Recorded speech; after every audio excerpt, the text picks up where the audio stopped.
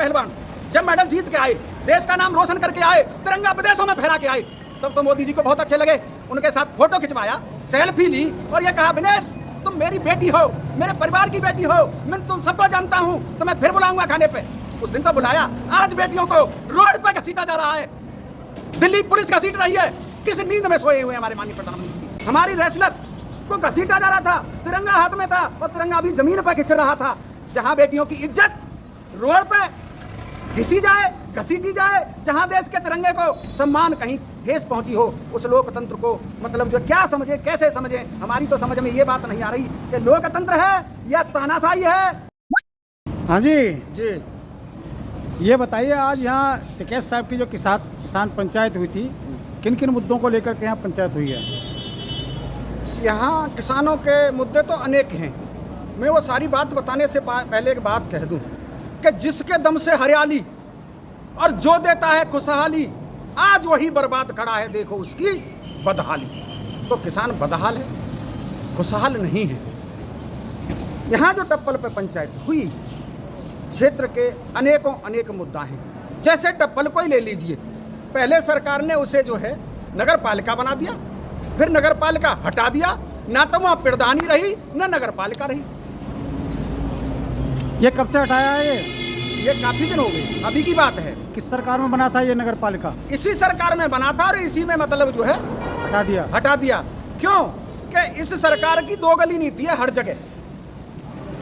ये कहते कुछ हैं, करते कुछ हैं। ये पहलवान जो धरना दे रहे थे, उनका धरना हटा दिया गया। जो हमारे देश की आन बान शान जो रेसलर थे, पहलवान जो अंतर्राष्ट्रीय गोल्ड मेडलिस्ट खिलाड़ी थे जी, जो धरनारत थे, 35 दिन से ज़्यादा धरना चला जी, दिल्ली के जंतर मंतर पर जी। और उनको जिस दिन नया संसद का उद्घाटन हुआ, हाँ 28 मई को जी, उस दिन सावरकर का जन्मदिन था जी, और उसी दिन जो है जी, हमारे देश की पहली महिला राष्ट्रपति हैं, उनसे उद्घाटन नहीं कराया गया। खुद प्रधानमंत्री ने उद्घाटन करा। ये कहाँ तक आप लोग सत्य मानते हैं? ये सही है फैसला या अच्छा फैसला था ये सरकार का? इसकी बात कह दूं, हमारे प्रधानमंत्री जी हमेशा से फोटो जी भी हैं। उनको प्रथम जग दिखना चाहिए। अगर हमारी महामहिम राष्ट्रपति जी आ जाती, प्रथम नागरिक होती हैं देश की, तो उनका फोटो उनसे पहले आता, इसलिए उन्हें बाइकाट कर दिया गया। मेरा कहना यह है कि हमारे लोकतंत्र में सबसे जो है प्रथम स्थान होता है राष्ट्रपति का। वो प्रथम माननीय महामहिम कहते हैं उन्हें, उनको साइड करके अपना फोटो दिखाना था, इसलिए उन्होंने खुद जो है उसका संसद का उद्घाटन किया। उसके बाद में उपराष्ट्रपति आते हैं, उनको होना चाहिए था, वो भी नाराज थे। केवल अपना फोटो दिखाना, खुद को चमकाना, खुद को दिखाना, खुद की पट्टिका पे नाम होना, वो उनकी फितरत में है।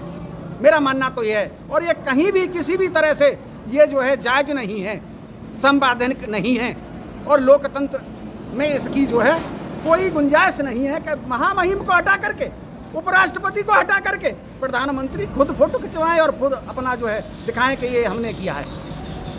ये रेसलर का उनके साथ जो शांति प्रिय अपना जो पंचायत महिला पंचायत करने जा रहे थे, खाप पंचायतों का ये फैसला था कि उनको न्याय मिले।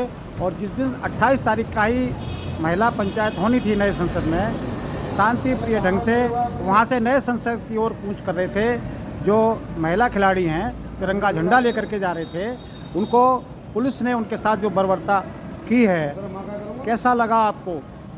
बहुत ही निंदनीय है, बहुत ही शर्मनाक है।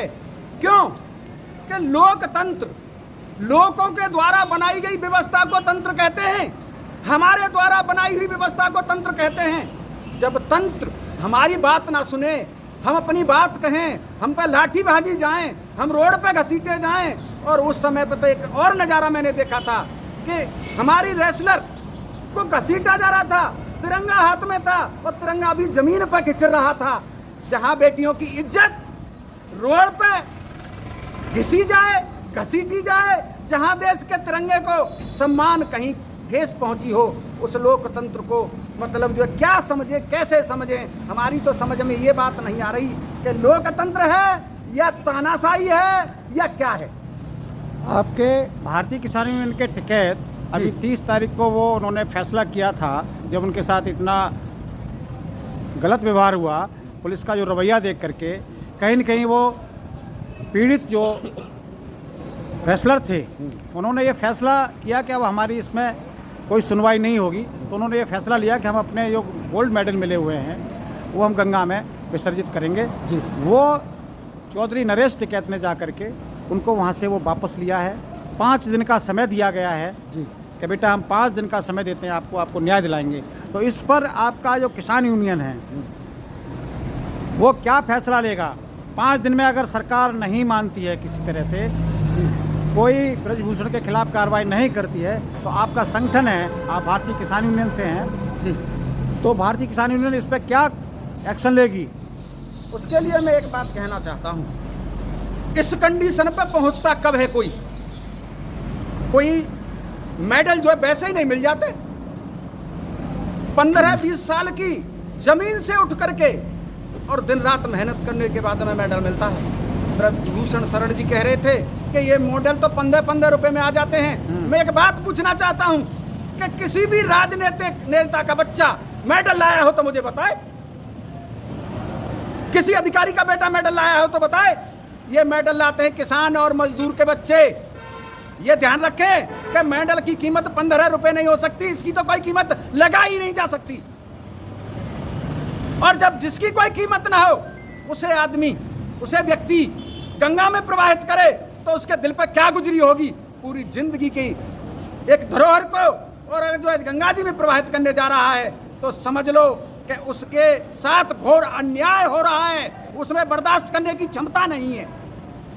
तो मैं आगे कहना चाहता हूं कि जो हमारी यूनियन है, जो बड़े हमारे फैसला करेंगे, जो भी करेंगे, जैसा भी करेंगे, उस पर हर किसान यूनियन का सिपाही मर जाएगा, मिट जाएगा।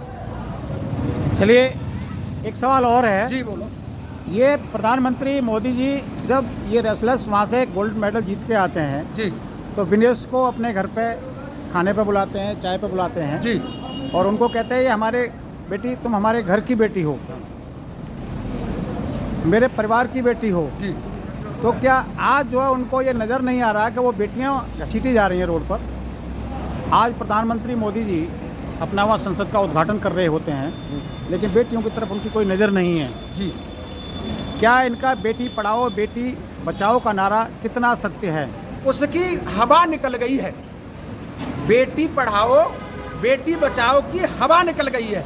जो आपने क्वेश्चन पूछा, हर क्वेश्चन का जवाब दूंगा कि जब उनके द्वारा हमारे पहलवान जब मेडल जीत के आए, देश का नाम रोशन करके आए, तिरंगा विदेशों में फहरा के आए, तब तो मोदी जी को बहुत अच्छे लगे। उनके साथ फोटो खिंचवाया, सेल्फी ली और ये कहा विनेश तुम मेरी बेटी हो, मेरे परिवार की बेटी हो, मैं तुम सबको जानता हूँ, तो मैं फिर बुलाऊंगा खाने पे। उस दिन तो बुलाया, आज बेटियों को रोड पे घसीटा जा रहा है, दिल्ली पुलिस घसीट रही है। किस नींद में सोए हुए हैं हमारे माननीय प्रधानमंत्री जी?